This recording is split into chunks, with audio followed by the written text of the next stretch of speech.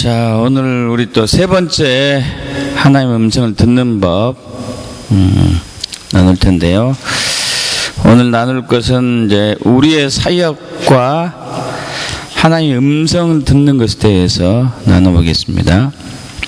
그래서 우리 앞 시간에는 구약의 삶과 신약의 삶, 구약 신앙과 신약 신앙과의 차이점을 잠깐 언급을 했었었고, 구약은 문자 율법에 의한 삶이지만은 신약은 성령에 의한 삶이었고, 성령에 의한 삶을 사는 데 있어서 하나님의 음성을 듣는 것이 참으로 중요하다는 것을 우리가 나눴습니다.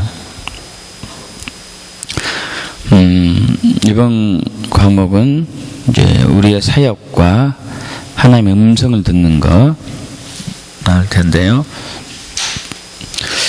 우리의 사역은 하나님의 행하심을 보고 동참하는 것입니다. 우리의 사역은 하나님을 행하심을 보고 동참하는 것입니다. 다시 한번 말씀드릴게요.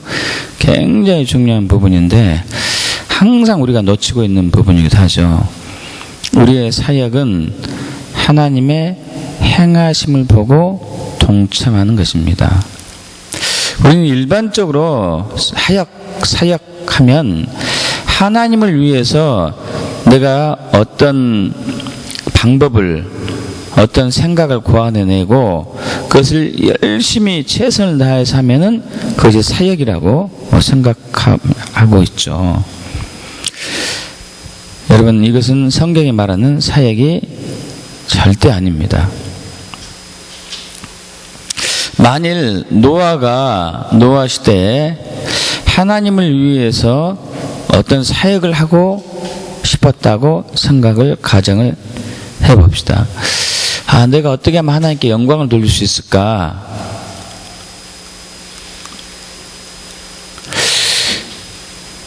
어떻게 해야 되지?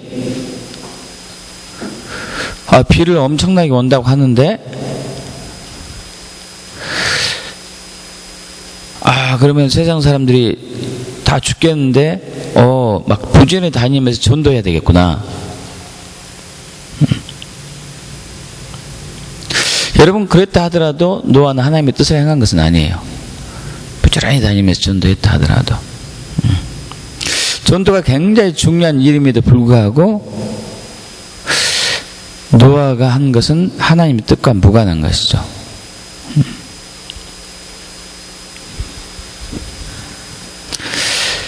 우리의 사역은, 하나님의 일은 우리 의무대로 행하는 것은 아닙니다. 성경, 신구약 성경 그 어디에도 우리가 의무대로 하나님 위해서 계획을 세우고 그 세운 계획을 열심히 실천한 것이 우리의 사역이라고 말하고 있지는 않죠. 더 정확히 얘기해서 하나님의 일, 하나님의 사역은 우리가 이룰 수가 없습니다. 우리가 세울 수도 없고 그것을 우리가 성취할 수도 없는 것이죠.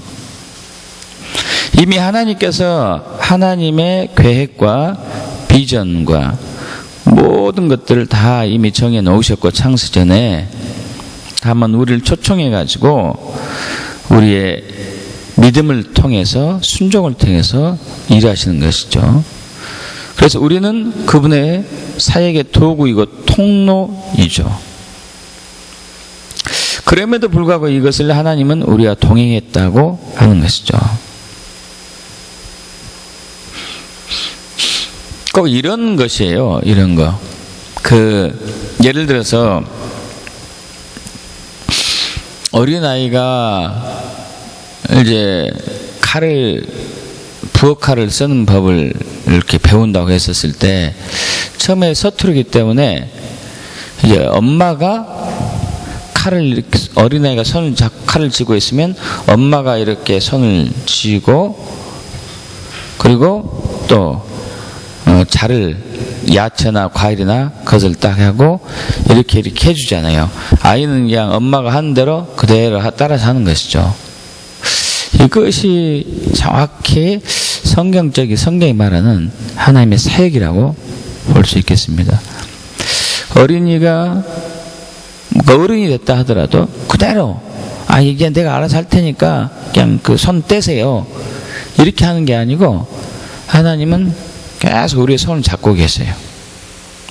그리고 하나님이 이끄는 대로 우리는 따라가야 돼요. 그 손이 이끄는 대로. 내가 이렇게 배우고 싶다 해서 이렇게 배우는 거고 저렇게 배우고 싶다 해서 저렇게 배우는 게 아니고 하나님이 4분의 1만 배워라. 그럼 4분의 1만 배워야 되고 하나님께서 다 배워라. 그러면 완전히 배워야 되고 하는 것이죠. 그래서 모세, 노아도 마찬가지지만 아브라함, 여호수아, 다윗, 사무엘, 엘리야, 엘리사, 신약에서 요한, 베드로, 사도 바울, 그 모든 사람들이 자기 임의대로 하나님의 일을 한 적이 없었습니다.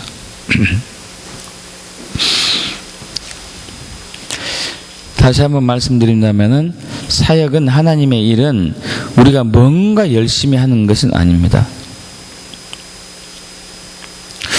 어떤 분들은 참으로 교회에서 열심히 봉사하고 수고하는 분들이 있습니다. 그럼에도 불구하고 그 충성됨은 하나님과 전혀 관계가 없는 것이죠.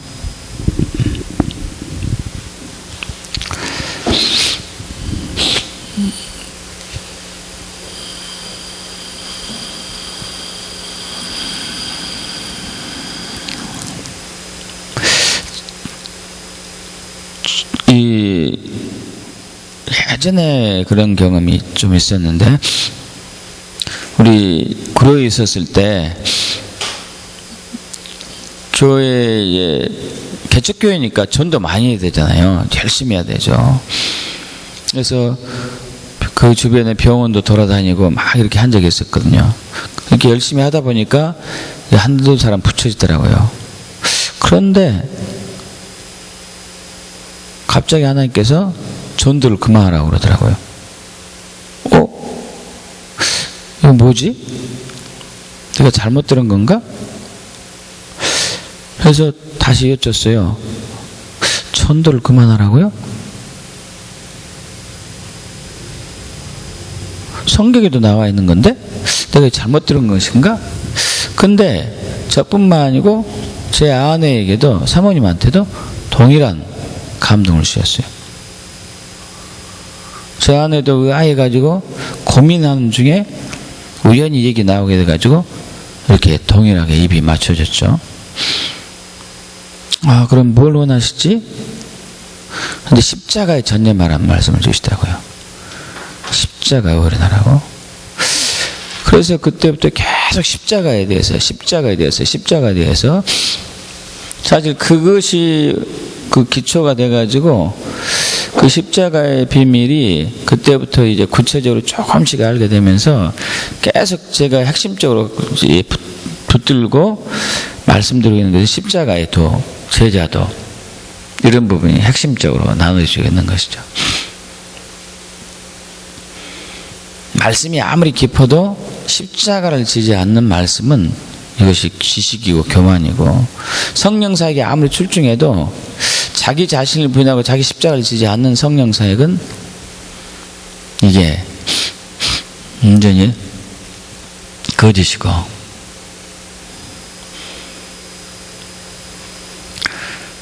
그 안산인가 어디 기도원은 성령사역이 굉장히 강하게 나타나는데 그 치유도 많이 나타나고 예언도 강력한가 봐요.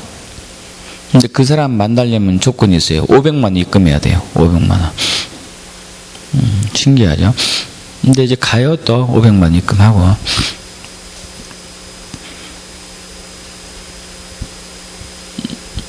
이게 이제 십자가를 경험하지 않으면은 하나님이 주신 은사가 자기의 개인적인 야망과 이기적인 욕심에 의해서 쓰여질 수 있고, 지방에 어떤 기도원이 있어요. 그게 저희 부부가 다녀왔는데, 10몇 년 전에 다녀왔는데, 그때도 굉장히 큰 규모였는데, 건축을 새로 하고 있더라고요.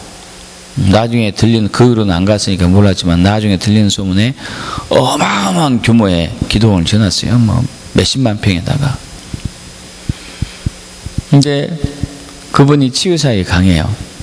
성령사에 강하죠. 근데 그분한테 가면은 돈을 요구를 해요. 제 동창도 유방암 아내가 있는데 300만 원 이제 하라고 그랬대요. 300만 원 하십시오. 헌신하십시오. 낮게 준다는 조건으로 그렇게 얘기하지 않겠죠. 어쨌든 300만 원 헌신하십시오. 그래서 저한테 전화 왔더라고요. 그래서 그런 것은 거저 받았으니까 거저 줘야 되는 것이 아닌가? 내가 볼 때는 아닌 것 같은데 네가 기도하면서 결정해라 하고 했지만은,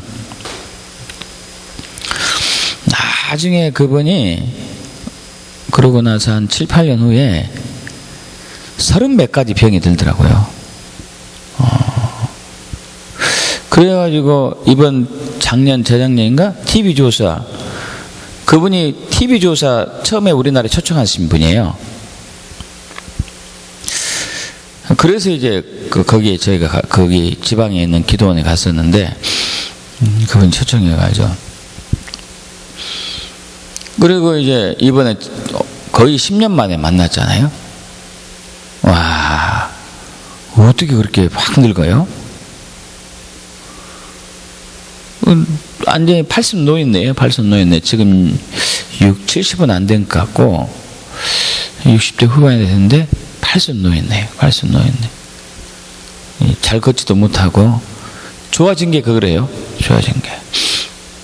그래서 야, 그러면서 나중에 그분이 그런 얘기 들었어요. 내가 하나님의 영광을 가로챘다. 하나님의 영광을. 그래서 여러분, 전도가 당연함에도 불구하고 때로는 하나님께서 멈추게 잠시 그만두게 할 수도 있고요. 그렇게 될 수도 있겠더라고요.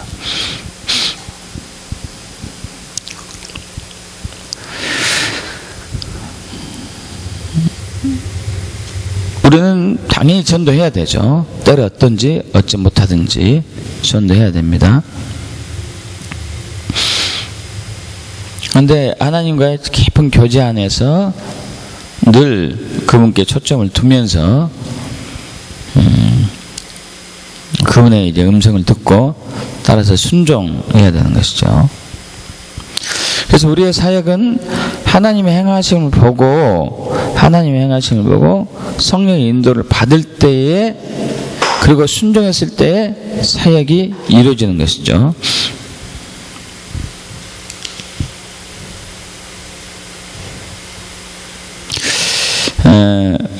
마틴 로이드 존스 목사님이 쓰신 이제 부흥이라는 책이 아주 중요한 책이 있습니다.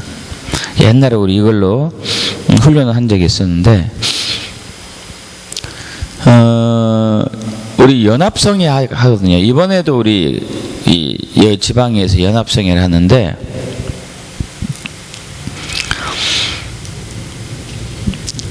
성경이 말하는 부흥에, 근데 그 마틴 로이드 존스가 부흥이라는 책에서 연합성회에 대해서 비판하는 부분이 있습니다. 왜, 어떻게 비판하냐면, 성경이 말하는 부흥은 성령이 우리 가운데 임하셔가지고 원래 하나님의 의도하신 모양으로 교회를 회복하는 것이 진정한 부흥이라고 얘기하고 있거든요. 그리고 정말 이것이 맞아요. 주님이 통치하시고 왕되시고 주님의 주권 가운데 거하는 교회가 되도록 하는 것이 진정한 부흥이고, 이러할 때 교회에 생명이 넘치고 그 생명이 흘러 넘쳤을 때 세상을 구원하게 되는 것이 이제 부흥이다, 이렇게 얘기하는 것이죠. 연합성회를 해가지고 사람들을 많이 모아놓고 불신자를 초청하면 물론 그것도 복된 일이지만 그것이 성경이 말하는 부흥은 아니라는 것이지. 성경이 말하는 부흥은 교회에 하나님이 교회를 떠나 있는데 어떻게 부흥이 이루어질 수 있고 그 연합이 또 무슨 의미가 있느냐죠.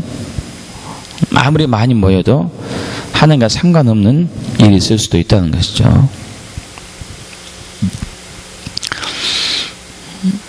연합성회를 통해서 한 영혼이 전도되면 물론 그것도 굉장히 귀하죠. 귀합니다. 그것을 탓하는 게 아니고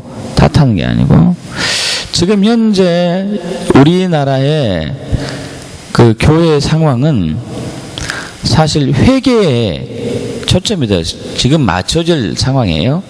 그 거룩한 신부로 단장되어야 되는, 지금 거룩을 더 많이 붙들어야 될 그런 이제 시즌에 와 있거든요. 물론 교회마다 약간씩 그 흐름은 다르겠지만은 큰 틀에서 본다면은 교회가 성장이 안 되고 자꾸 교회에 사람이 떠나니까 교회를 성장시키기 위한 어떤 프로그램을 동원한다거나 교회 사람들이 떠나지 않도록 그들에 대해서 어떤 대책을 세운다거나, 지금 이런 시즌이 아니고 교회가 거룩을 잃고 하나님의 생명을 잃었기 때문에 그것을 먼저 회복해야 되는 것이 하나님이 이 시대 행하심이죠. 제가 그 목회하기 2002년도에 여러분 아시다시피 목회를 했는데, 목회하기 전에 그 우연히 신대원 다닐 때 셀 교회에 대해서 이제 접하게 됐어요. 책을 접하게 되고, 그때 이제부터 셀 교회 세미나 2년 동안 쫓아다녔습니다. 그래서 그 셀 교회 형식으로 교회가 세워졌을 때 폭발적으로 성장하는 세계 교회도 막 여러 군데 돌아다니기도 하고, 그래서 셀 교회는 사실 이 사도행전에 나오는 초대교회 모습이 원형 그대로의 모습이거든요. 성령의 강력한 역사가 있고, 그리고 그 셀에서, 그러니까 무슨 얘기냐면은 우리는 각 구역 모임 그리고 그 속회 이런 구역 모임들이 뭐 있는 목적이 뭐죠? 대교회 본교회를 협력하고 세워서 그 섬기기 위해서 있는 거잖아요. 그죠? 각 구역 모임, 속회 모임 이런 것들은 교회 하부 조직으로서 본교회를 세우기 위해서 이렇게 있는 것이죠. 근데 셀교회는 그게 아니고 셀에서 모든 게 이루어져요. 셀에서 전도가 일어나고, 셀에서 치유가 일어나고, 셀에서 예언이 일어나고, 셀에서 전도하고, 셀에서 양육하고, 모든 게 셀에서 이루어져요. 그리고 본교회는 셀교회, 지역 셀이 그 역할을 할 수 있도록 모든 지원을 해야 돼요. 이게 교회가 셀을 위해서 존재하는 거죠. 속회를 위해서 존재한다고 해야 되죠. 이게 이제 셀교회의 원형이거든요, 원형. 그러면은 이 셀에서 모든 것이 다 이루어지기 때문에 이것이 교회나 마찬가지예요, 교회나. 다만 이제 일주일에 한 번, 주일에 한 번과 대예배 때 축제 예배를 드리고, 나머지는 모든 게 셀에서 이루어지는 것이죠. 물론 이제 사가족 수양이라든가 뭐 이런 큰 프로젝트 같은 경우는 이제 대교회에서 하긴 하지만은 거의 모든 부분이 셀에서 이렇게 하는 것이죠. 그래서 그때 이제 셀에 한마디로 미친 목사님들 있었습니다. 저도 이제 그 중에 한 사람이었고, 야, 이거 초대교회 모습이니까. 그래서 그 셀에 훨씬 많이 이제 한 사람들이 셀의 원형을 쫓아가자고, 초대교회 원형을 쫓아가다 해가지고 교회를 바꿨어요. 근데 바꾼 대부분 교회가 다 쪼개져 버렸어요. 장로들이 반대하고 성도들이 반대하는 거예요. 이대로 하지 왜 그런 식으로 하느냐. 그래가지고 많은 교회가 분열됐습니다. 많은 교회가 목사님이 해고당하기도 하고, 찬성파하고 반대파하고 나눠져서 결국 갈라서기도 하고. 저는 그때 개척교회 입장이다 보니까 뭐 그렇게 분열이 있을 수는 없었잖아요. 그래서 제 마음대로 하는 것이 제 마음대로 이제 셀도 하나뿐이 없으니까 셀 하나 놓고 이제 배운 거 그대로 했죠. 근데 안 되더라고요. 안 돼. 아니 다른 교회야 너무 이제 이 구조가 크니까 교회가 방대하니까 반대한 사람도 있고 뭐 이래서 안 된다 하지만은 저는 뭐 셀 딸랑 하는데 뭐 반대한 사람도 없었었고 다 개척 멤버니까 누가 반대했겠습니까? 또 열심히 하자고 왔는데 근데 이 안에서 하나님의 생명이 풀어지지 않고 성령의 역사가 이루어지지 않고 아무것도 안 되는 거예요. 지금도 저는 언젠가 다시 셀을 하고 싶어요. 워낙 귀하기 때문에.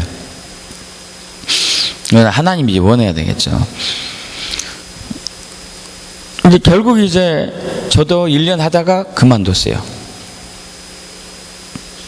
그만뒀는데 그러면서 하나님이 십자가로 계속 초청하셨고 친밀함으로 초청하셨고 거룩으로 이렇게 회복하시고 그러셨는데 저도 마찬가지죠. 하나님의 행하심이 보이지 않았고 제가 이렇게 배우고 성경에서 연구하고 그동안 신앙생활하면서 제가 이렇게 스스로 이렇게 터득한 것들 그걸 경험을 삼아 가지고 목회를 하려고 했던 것이. 근데 아무런 역사도 일어나지 않더라고요. 아무런 역사라기보다도 성경이 말하는 거. 제가 얘기한 것은 성경이 말하는 것을 얘기하죠. 성경 그대로의 교회. 성장은 됐죠. 1년 만에 급성장했습니다. 여러분, 여러분 잘 모르겠지만 윤영희 집사님 잘 알아요. 1년 만에 급성장했어요. 그런데 성경에서 말하는 것들이 일어나지가 않았어요. 이건 뭐가 잘못됐다 이게. 왜 성경에서 이렇게 말한 대로 우리 교회가 그런 일이 없을까? 사람들은 더 이래졌는데 고민하면서 막 기도하고 이렇게 하는데 하나님께서 이제 제 안에 잘못된 부분들을 이제 보이기 시작했고 그래서 교회 성장을 위한 모든 프로그램을 다 내려놨어요. 그때부터 다 내려놨죠. 토요일하고 주일날 침 넣고 치유하는 것도 내려놓고 방과 후 학교 싹 내렸고 그걸로 성장했는데 다 내렸어요. 다. 그것들은 좋은 일임에도 불구하고 내리게 하시더라고요.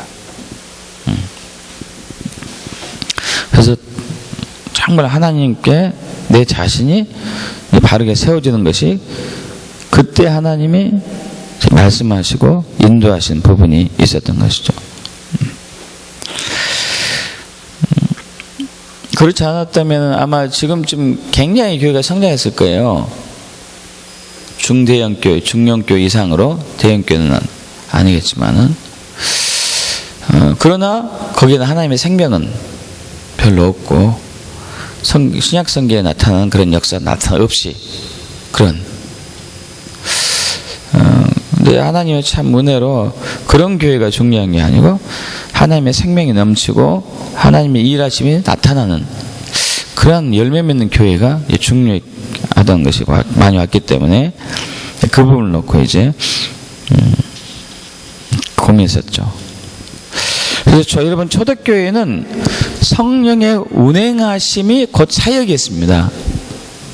성령의 역사하심이 곧 사역이었어요. 그래서 다시 한번 이제 말씀드렸는데 빌릭이라는 목사님이 돌아가신 빌릭이라는 목사님이 오늘날 현대교회는 성령이 교회에서 떠났다 할지라도 교회의 사역의 90%는 아무 일 없듯이 진행될 것이다. 여러분 초대교회는 성령의 운행하심, 역사하심 자체가 사역이었죠. 프로그램이 있었던 거 아닙니다. 오늘날 프로그램 많잖아요.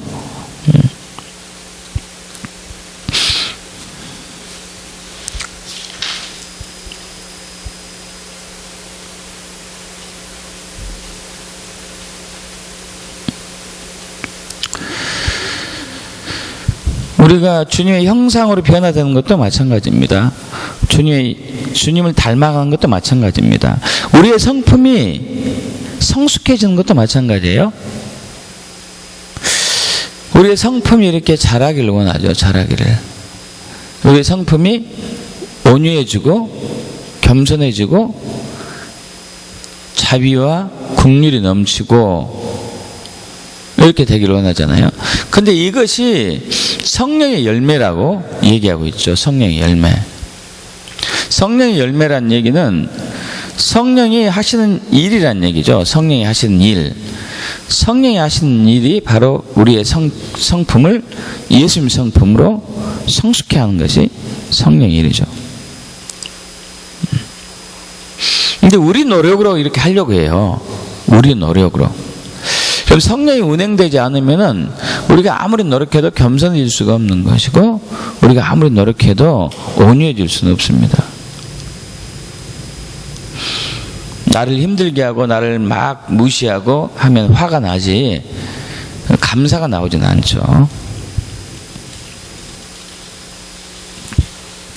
그래서 고린도후서 3장에서 보면은 우리가 주의 영광을 볼 때 주님의 형상으로 변한다, 이렇게 얘기하고 있죠.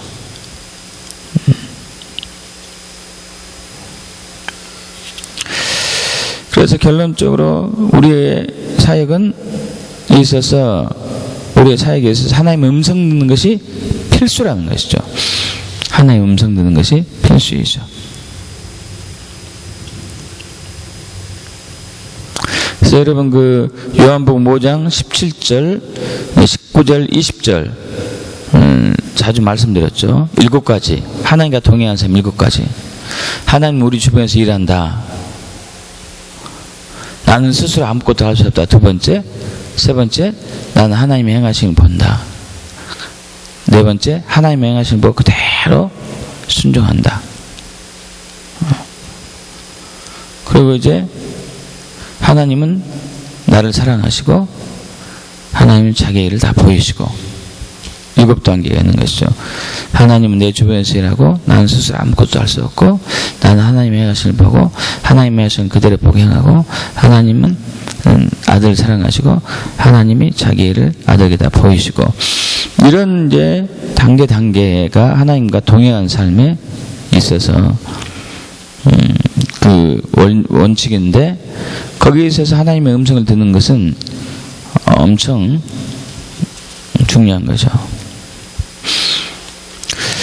우리가 하나님의 일을 하는 데 있어서 성령의 사역에 성령이 역사하심이 필수고, 주님의 형상을 닮아가는 데 있어서 성령의 역사가 필수고, 영적 전개에 승리하는 데 있어서 당연히 성령이 역사돼야 되죠. 우리의 노력으로는 영적 전개에 승리할 수도 없죠. 거듭나는 것도 성령의 역사고, 죄를 깨닫고 회개하는 것도 성령의 역사죠.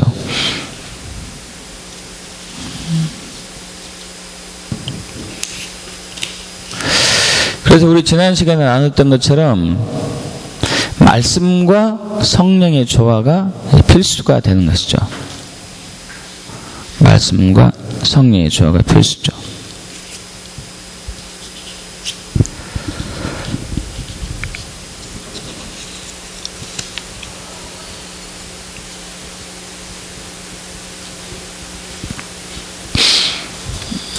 그래서 성경은 성령에 의한 삶을 살도록 우리에게 기준과 분별력을 제시하신 하나님의 말씀이죠. 성령으로 인도하는데 그 성령의 역사가 하나님으로부터 온 것인가, 내 개인적인 생각인가, 마귀가 주는 것인지를 분별하는 것은 이제 성경을 통해서 우리가 확인할 수 있는 것이죠.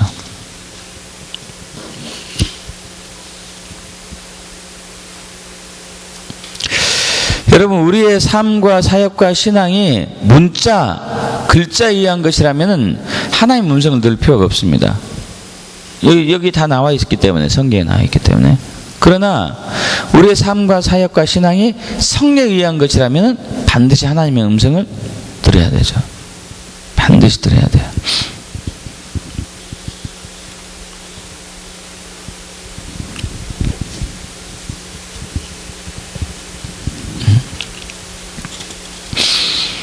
그래서 하나님의 일, 하나님의 사역과 하나님의 음성을 듣는 것은 뗄래야 뗄 수가 없습니다.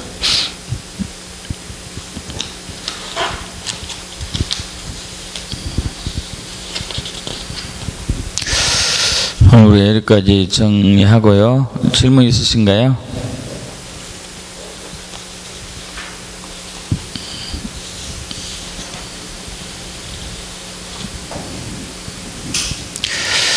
질문 없으시면 우리 기도하고 찬양하고 하나님의 음성을 듣는 더 길을 열어달라고 기도하는 시간을 가질까 합니다.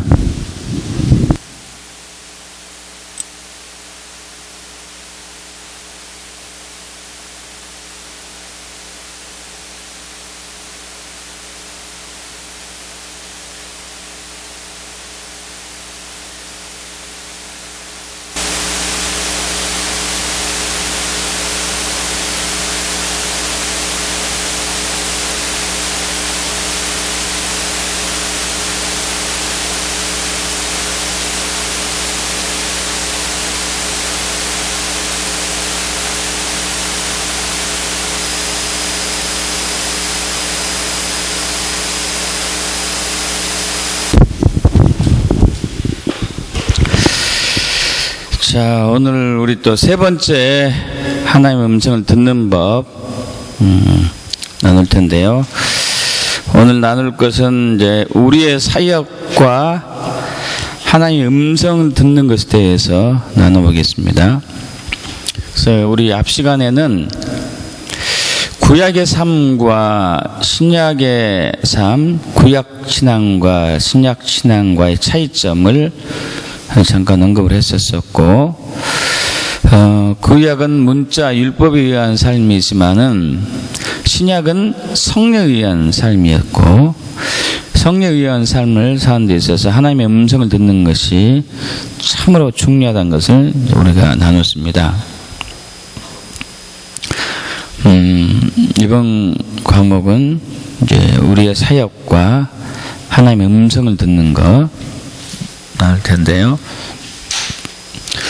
우리의 사역은 하나님의 행하심을 보고 동참하는 것입니다. 우리의 사역은 하나님을 행하심을 보고 동참하는 것입니다. 다시 한번 말씀드릴게요. 굉장히 중요한 부분인데 항상 우리가 놓치고 있는 부분이기도 하죠. 우리의 사역은 하나님의 행하심을 보고 동참하는 것입니다. 우리는 일반적으로 사역하면 하나님을 위해서 내가 어떤 방법을, 어떤 생각을 고안해내고 그것을 열심히 최선을 다해서 하면은 그것이 사역이라고 생각하고 있죠. 여러분, 이것은 성경이 말하는 사역이 절대 아닙니다. 만일 노아 시대에 하나님을 위해서 어떤 사역을 하고 싶었다고 가정을 해봅시다. 내가 어떻게 하면 하나님께 영광을 돌릴 수 있을까?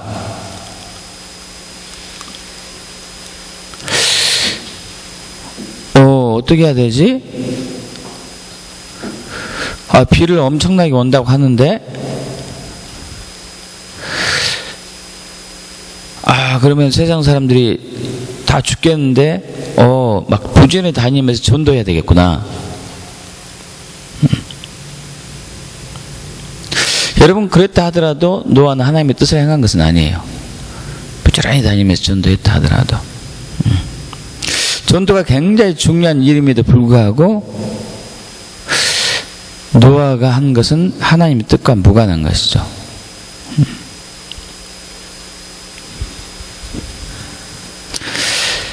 우리의 사역은, 하나님의 일은 우리 의무대로 행하는 것은 아닙니다. 성경, 신구약 성경 그 어디에도 우리가 의무대로 하나님 위해서 계획을 세우고 그 세운 계획을 열심히 실천한 것이 우리의 사역이라고 말하고 있지는 않죠. 더 정확히 얘기해서 하나님의 일, 하나님의 사역은 우리가 이룰 수가 없습니다. 우리가 세울 수도 없고 그것을 우리가 성취할 수도 없는 것이죠. 이미 하나님께서 하나님의 계획과 비전과 모든 것들을 다 이미 정해 놓으셨고 창세 전에 다만 우리를 초청해 가지고 우리의 믿음을 통해서 순종을 통해서 일하시는 것이죠. 그래서 우리는 그분의 사역의 도구이고 통로이죠. 그럼에도 불구하고 이것을 하나님은 우리와 동행했다고 하는 것이죠. 꼭 이런 것이에요. 이런 거. 예를 들어서 어린아이가 이제 부엌칼을 쓰는 법을 이렇게 배운다고 했었을 때 처음에 서투르기 때문에 이제 엄마가 어린아이가 칼을 쥐고 있으면 엄마가 이렇게 손을 쥐고 그리고 또 야채나 과일이나 그것을 딱 하고 이렇게 해주잖아요. 아이는 그냥 엄마가 하는 대로 그대로 따라서 하는 것이죠. 이것이 정확히 성경이 말하는 하나님의 사역이라고 볼 수 있겠습니다. 어린이가 어른이 됐다 하더라도 그대로 이제 내가 알아서 할 테니까 그냥 그 손 떼세요. 이렇게 하는 게 아니고 하나님은 계속 우리의 손을 잡고 계세요. 그리고 하나님이 이끄는 대로 우리는 따라가야 돼요. 그 손이 이끄는 대로. 내가 이렇게 배우고 싶다 해서 이렇게 배우는 거고 저렇게 배우고 싶다 해서 저렇게 배우는 게 아니고 하나님이 4분의 1만 배워라. 그럼 4분의 1만 배워야 되고 하나님께서 다 배워라. 그러면 완전히 배워야 되고 하는 것이죠. 그래서 모세, 노아도 마찬가지지만 아브라함, 여호수아, 다윗, 사무엘, 엘리야, 엘리사, 신약에서 요한, 베드로, 사도 바울, 그 모든 사람들이 자기 임의대로 하나님의 일을 한 적이 없었습니다.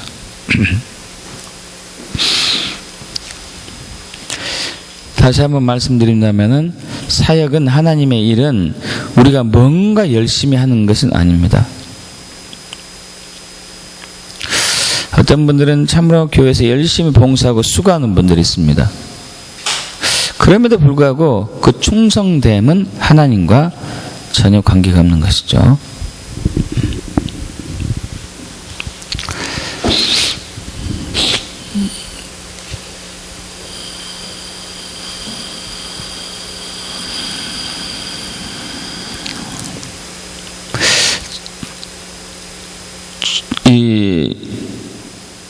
예전에 그런 경험이 좀 있었는데 우리 구로에 있었을 때 교회에 개척교회니까 전도 많이 해야 되잖아요. 열심히 해야 되죠. 그래서 그 주변에 병원도 돌아다니고 막 이렇게 한 적이 있었거든요. 이렇게 열심히 하다 보니까 한두 사람 붙여지더라고요. 그런데 갑자기 하나님께서 전도를 그만하라고 그러더라고요. 이거 뭐지? 내가 잘못 들은 건가? 그래서 다시 여쭸어요. 전도를 그만하라고요? 성경에도 나와 있는 건데 내가 잘못 들은 것인가? 근데 저뿐만 아니고 제 아내에게도 사모님한테도 동일한 감동을 주셨어요. 제 아내도 그 아이 가지고 고민하는 중에 우연히 얘기 나오게 돼가지고 이렇게 동일하게 입이 맞춰졌죠. 그럼 뭘 원하시지? 근데 십자가에 전념하라는 말씀을 주시더라고요. 십자가에 올인하라고. 그래서 그때부터 계속 십자가에 대해서 사실 그것이 그 기초가 돼가지고 그 십자가의 비밀이 그때부터 이제 구체적으로 조금씩 알게 되면서 계속 제가 핵심적으로 붙들고 말씀드리고 있는 것은 십자가의 도, 제자도 이런 부분이 핵심적으로 나눠지고 있는 것이죠. 말씀이 아무리 깊어도 십자가를 지지 않는 말씀은 이것이 지식이고 교만이고, 성령사역에 아무리 출중해도 자기 자신을 부인하고 자기 십자가를 지지 않는 성령사역은 이게 완전히 거짓이고,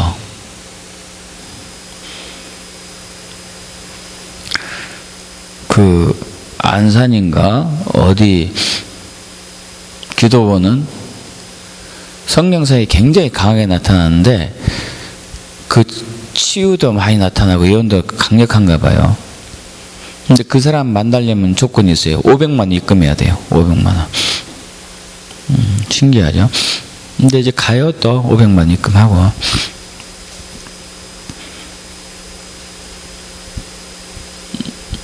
이게 이제 십자가를 경험하지 않으면은 하나님이 주신 은사가 자기의 개인적인 야망과 이기적인 욕심에 의해서 쓰여질 수 있고.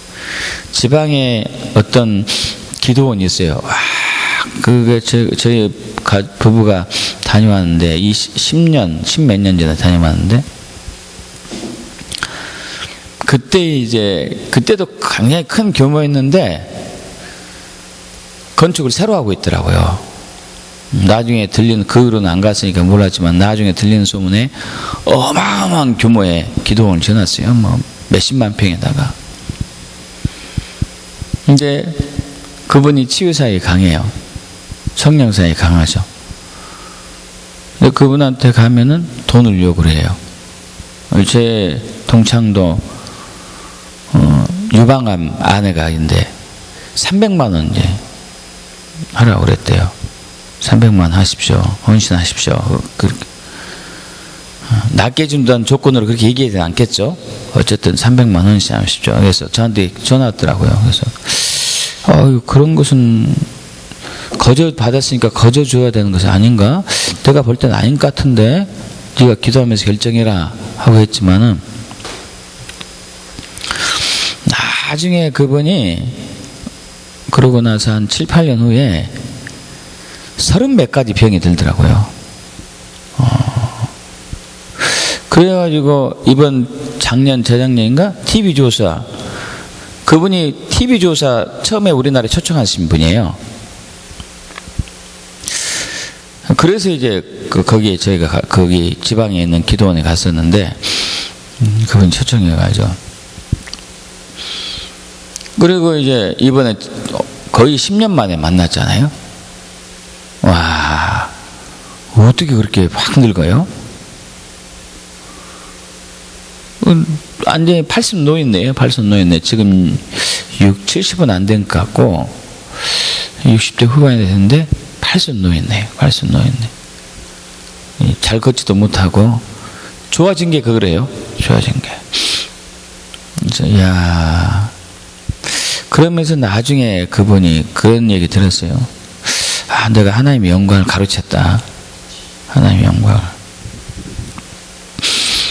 그래서 여러분, 전도가 당연함에도 불구하고 때로는 하나님께서 멈추게 잠시 그만두게 할 수도 있고요.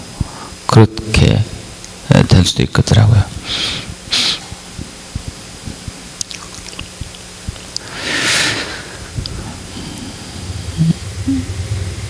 우리는 당연히 전도해야 되죠. 때로 어떤지 어찌 못하든지 전도해야 됩니다. 그런데 하나님과의 깊은 교제 안에서 늘 그분께 초점을 두면서 그분의 이제 음성을 듣고 따라서 순종해야 되는 것이죠. 그래서 우리의 사역은 하나님의 행하심을 보고 성령의 인도를 받을 때에, 그리고 순종했을 때에 사역이 이루어지는 것이죠.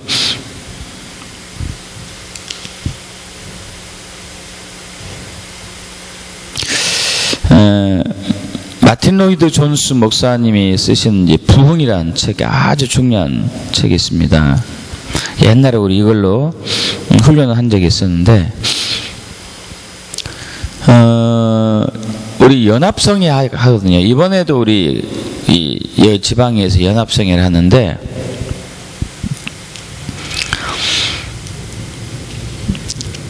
성경이 말하는 부흥에, 근데 그 마틴 로이드 존스가 부흥이라는 책에서 연합성에 대해서 비판하는 부분이 있습니다.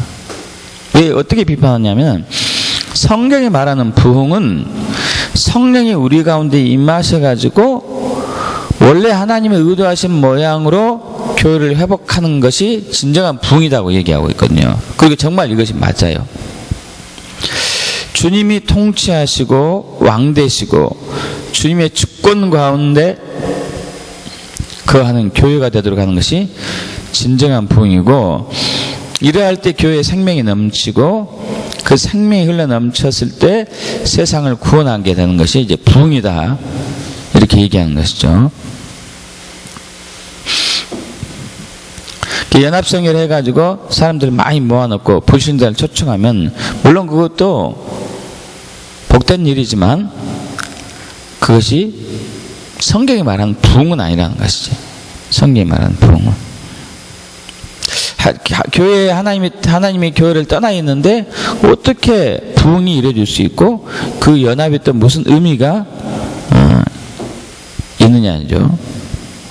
아무리 많이 모여도 하나님과 상관없는 일이 있을 수도 있다는 것이죠.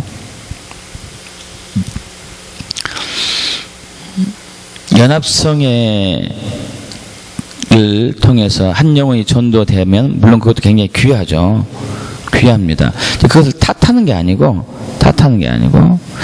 지금 현재 우리나라의 그 교회의 상황은 사실 회개에 초점이 더 지금 맞춰질 상황이에요. 그 거룩한 신분에 단장되어야 되는, 지금 거룩을 더 많이 붙들어야 될 그런 이제 시즌에 와 있거든요. 물론 교회마다 약간씩 그 흐름은 다르겠지만은 큰 틀에서 본다면은 교회가 성장이 안 되고 자꾸 교회에 사람이 떠나니까 교회를 성장시키기 위한 어떤 프로그램을 동원한다거나 교회 사람들이 떠나지 않도록 그들에 대해서 어떤 대책을 세운다거나, 지금 이런 시즌이 아니고 교회가 거룩을 잃고 하나님의 생명을 잃었기 때문에 그것을 먼저 회복해야 되는 것이 하나님이 이 시대 행하심이죠. 제가 그 목회하기 2002년도에 여러분 아시다시피 목회를 했는데, 목회하기 전에 그 우연히 신대원 다닐 때 셀 교회에 대해서 이제 접하게 됐어요. 책을 접하게 되고, 그때 이제부터 셀 교회 세미나 2년 동안 쫓아다녔습니다.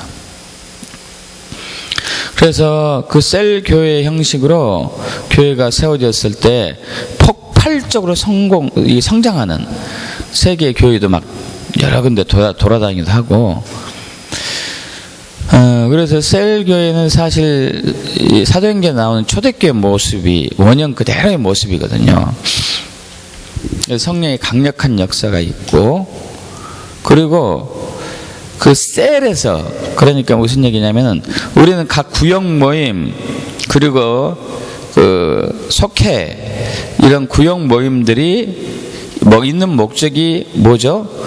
대교회 본교회를 협력하고 세워서 그 섬기기 위해서 있는 거잖아요. 그죠? 각 구역 모임, 속회 모임 이런 것들은 교회 하부 조직으로서 본교회를 세우기 위해서 이렇게 있는 것이죠. 근데 셀교회는 그게 아니고 셀에서 모든 게 이루어져요. 셀에서 전도가 일어나고, 셀에서 치유가 일어나고, 셀에서 예언이 일어나고, 셀에서 전도하고, 셀에서 양육하고, 모든 게 셀에서 이루어져요. 그리고 본교회는 셀교회, 지역 셀이 그 역할을 할 수 있도록 모든 지원을 해야 돼요. 이게 교회가 셀을 위해서 존재하는 거죠. 속회를 위해서 존재한다고 해야 되죠. 이게 이제 셀교회의 원형이거든요, 원형. 그러면은 이 셀에서 모든 것이 다 이루어지기 때문에 이것이 교회나 마찬가지예요, 교회나. 다만 이제 일주일에 한 번 주일에 한 번가 대예배 때 축제 예배를 드리고 나머지는 모든 게 셀에서 이루어지는 것이죠. 물론 이제 사가족 수양이라든가 뭐 이런 큰 프로젝트 같은 경우는 이제 대교회에서 하긴 하지만은 거의 모든 부분이 셀에서 이렇게 하는 것이죠. 그래서 그때 이제 셀에 한마디로 미친 목사님들 있었습니다. 저도 이제 그 중에 한 사람이었고, 야, 이거 초대교회 모습이니까. 그래서 그 셀에 헌신 많이 이제 한 사람들이 셀의 원형을 쫓아가자고, 초대교회 원형을 쫓아가자 해가지고 교회를 바꿨어요. 근데 바꾼 대부분 교회가 다 쪼개져 버렸어요. 장로들이 반대하고 성도들이 반대하는 거예요. 아, 이대로 하지 왜 그런 식으로 하느냐. 그래가지고 많은 교회가 분열됐습니다. 많은 교회가 목사님이 해고당하기도 하고 찬성파하고 반대파하고 나눠져서 결국 갈라서기도 하고. 저는 그때 개척교회 입장이다 보니까 뭐 그렇게 분열이 있을 수는 없었잖아요. 그래서 제 마음대로 하는 거지. 제 마음대로 이제 셀도 하나뿐이 없으니까 셀 하나 놓고 이제 배운 거 그대로 했죠. 근데 안 되더라고요. 안 돼. 아니 다른 교회야 너무 이제 이 구조가 크니까 교회가 방대하니까 반대한 사람도 있고 뭐 이래서 안 된다 하지만은 저는 뭐 셀 딸랑 하나인데 뭐 반대한 사람도 없었었고 다 개척 멤버니까 누가 반대했겠습니까? 또 열심히 하자고 왔는데, 근데 이 안에서 하나님의 생명이 풀어지지 않고 성령의 역사가 이루어지지 않고 아무것도 안 되는 거예요.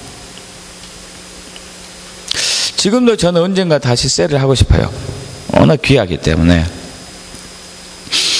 하나님이 원해야 되겠죠. 이제 결국 이제 저도 1년 하다가 그만뒀어요. 그만뒀는데 그러면서 하나님이 십자가로 계속 초청하셨고 친밀함으로 초청하셨고 거룩으로 이렇게 회복하시고 그러셨는데, 저도 마찬가지죠. 하나님의 행하심이 보이지 않았고 제가 이렇게 배우고 성경에서 연구하고 그동안 신앙생활하면서 제가 이렇게 스스로 이렇게 터득한 것들, 그걸 경험을 삼아가지고 목회를 하려고 했던 것이. 근데 아무런 역사도 일어나지 않더라고요. 아무런 역사라기보다도 성경이 말하는 거. 제가 얘기한 것은 성경이 말하는 것을 얘기하죠. 성경 그대로의 교회. 성장은 됐죠. 1년 만에 급성장했습니다. 여러분, 여러분 잘 모르겠지만 윤영희 집사님 잘 알아요. 1년 만에 급성장했어요. 그런데 성경에서 말하는 것들이 일어나지가 않았어요. 아, 이건 뭐가 잘못됐다 이게.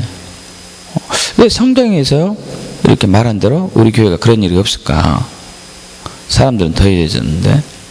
고민하면서 막 기도하고 이렇게 하는데 하나님께서 이제 제 안에 잘못된 부분들이 보이기 시작했고, 그래서 교회 성장을 위한 모든 프로그램을 다 내려놨어요. 그때부터 다 내려놨죠. 뭐 토요일하고 주일날 침 넣고 치유하는 것도 내려놓고 방과 후 학교 싹 내렸고 그걸로 성장했는데 다 내렸어요. 다.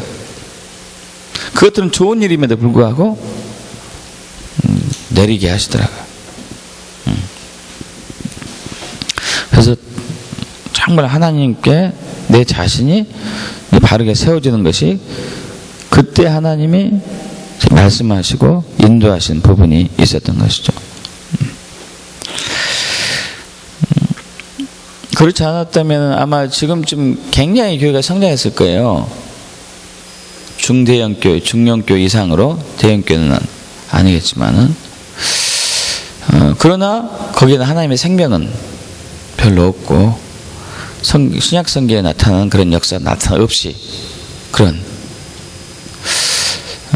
근데 하나님의 참 은혜로 그런 교회가 중요한 게 아니고 하나님의 생명이 넘치고 하나님의 일하심이 나타나는 그런 열매 맺는 교회가 중요하다는 것이 많이 왔기 때문에 그 부분을 놓고 이제 고민했었죠. 그래서 여러분 초대교회는 성령의 운행하심이 곧 사역이었습니다. 성령의 역사하심이 곧 사역이었어요. 그래서 다시 한번 이제 말씀드렸는데, 빌릭이라는 목사님이, 돌아가신 빌릭이라는 목사님이, 오늘날 현대교회는 성령이 교회에서 떠났다 할지라도 교회의 사역의 90%는 아무 일 없듯이 진행될 것이다. 여러분, 초대교회는 성령의 운행하심, 역사하심 자체가 사역이었죠. 프로그램이 있었던 거 아닙니다. 오늘날 프로그램 많잖아요.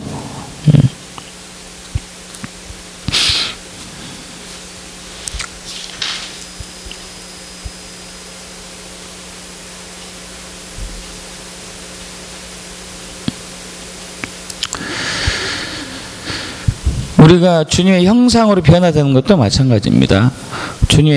주님을 닮아가는 것도 마찬가지입니다. 우리의 성품이 성숙해지는 것도 마찬가지예요.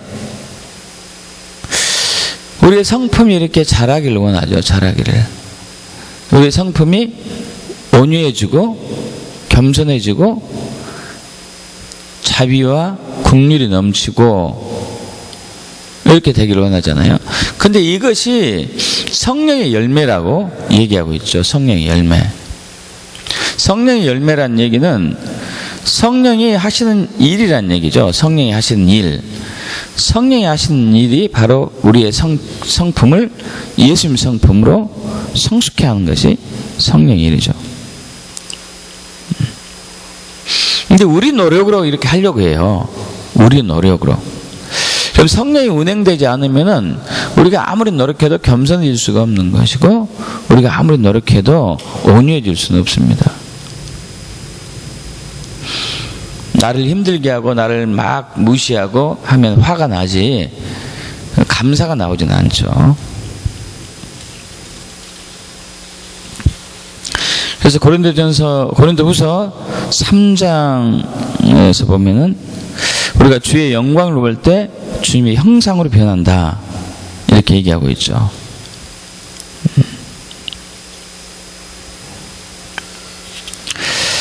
그래서 결론적으로 우리의 사역은 있어서, 우리의 사역에 있어서 하나님의 음성 듣는 것이 필수라는 것이죠. 하나님의 음성 듣는 것이 필수이죠. 그래서 여러분 요한복음 5장 17절, 19절, 20절 자주 말씀드렸죠. 7가지. 하나님과 동행하는 사람 7가지. 하나님 우리 주변에서 일한다. 나는 스스로 아무것도 할 수 없다. 2번째. 3번째, 나는 하나님의 행하심을 본다. 4번째, 하나님의 행하심을 보고 그대로 순종한다. 그리고 이제 하나님은 나를 사랑하시고 하나님은 자기 일을 다 보이시고, 7단계가 있는 것이죠.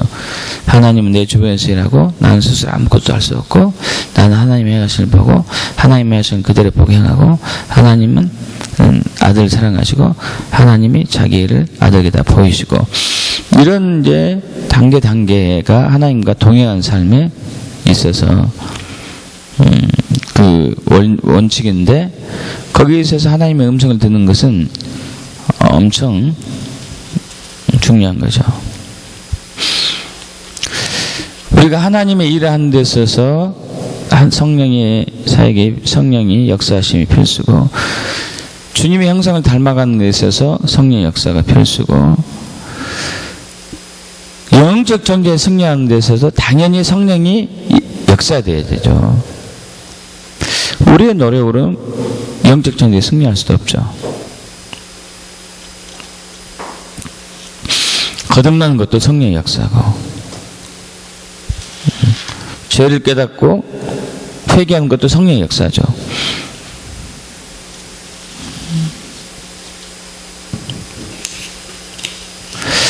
그래서 우리 지난 시간에 나눴던 것처럼 말씀과 성령의 조화가 필수가 되는 것이죠. 말씀과 성령의 조화가 필수죠.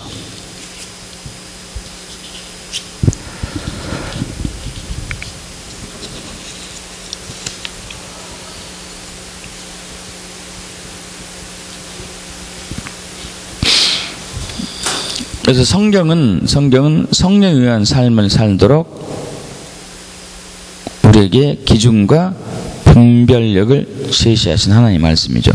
성령으로 인도하는데 그 성령의 역사가 하나님으로부터 온 것인가 내 개인적인 생각인가 마귀가 주는 것인지를 분별하는 것은 이제 성경을 통해서 우리가 확인할 수 있는 것이죠.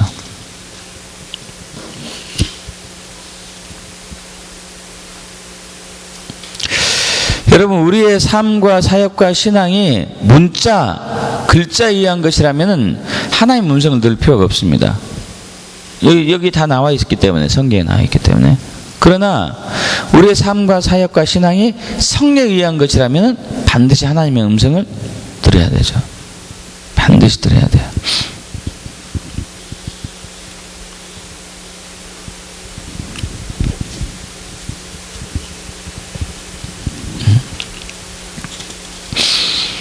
그래서 하나님의 일, 하나님의 사역과 하나님의 음성을 듣는 것은 뗄래야 뗄 수가 없습니다.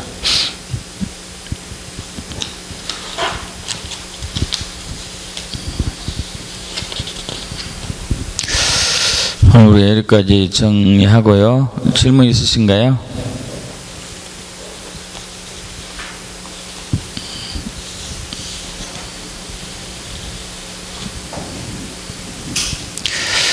질문 없으시면 우리 기도하고 찬양하고 하나님의 음성을 듣는 더 길을 열어달라고 기도하는 시간을 가질까 합니다.